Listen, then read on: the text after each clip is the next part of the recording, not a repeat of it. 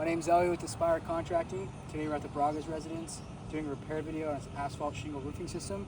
It's currently, I believe, a 30 to 35 year dimensional roofing system. You can see this wind damaged shingle right here. The point of this repair video is to extract this shingle at a 45-degree angle or below and reinstall it without damaging any surrounding shingles. There's a couple things we want to note. Like I said, we want to be very careful keeping the shingle at a 45-degree or below. We're going to get started on that right now.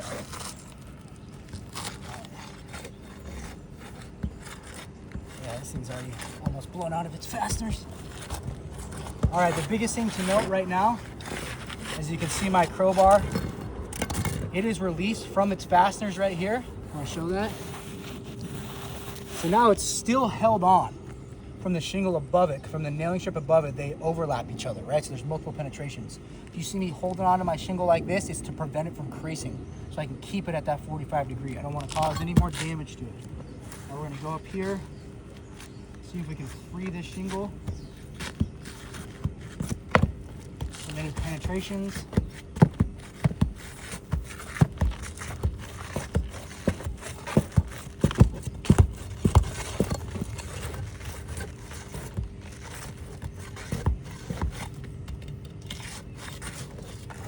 See if we can go underneath that.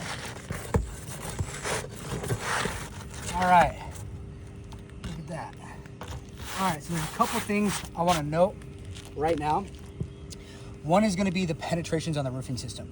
You can see we have 1, 2, 3, 4, 5 on this nailing strip from the shingle, which is perfectly fine, normal.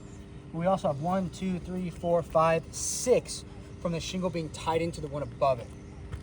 These are now multiple penetrations, 10 plus penetrations that we have on our current underlayment system, which is a 1-layer roofing system with 15-pound felt.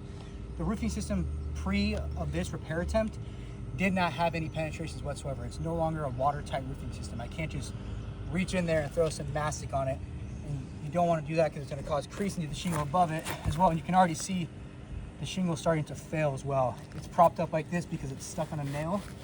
Let's see if we can get that out.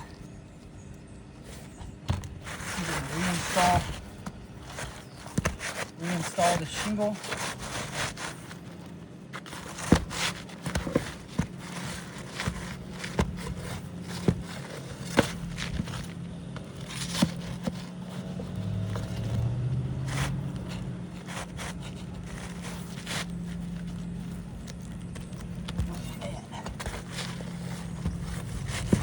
Yeah, it's stuck on the nail right here.